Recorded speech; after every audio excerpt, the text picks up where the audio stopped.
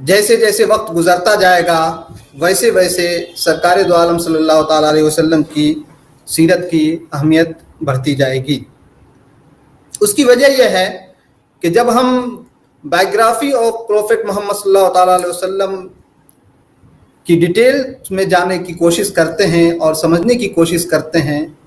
تو ہمیں زندگی گزارنے کا بہترین طریقہ، the best way of life style ہمیں پتہ چلتا ہے۔ جب انسان کو دنیا کے کسی کونے میں انسان رہ رہا ہو اور اسے ایک بہترین لائف اسٹائل مل جائے، زندگی گزارنے کا طریقہ مل جائے، تو ظاہر ہے کہ انسان سسٹمیٹک زندگی گزار سکتا ہے اور اس طرح سے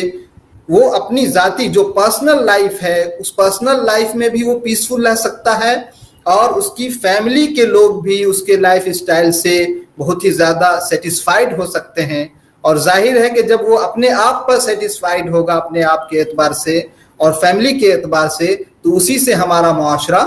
وجود میں آتا ہے۔ تو اس طرح سے پورے معاشرے کے لیے وہ ایک انسان کی زندگی اور اس کی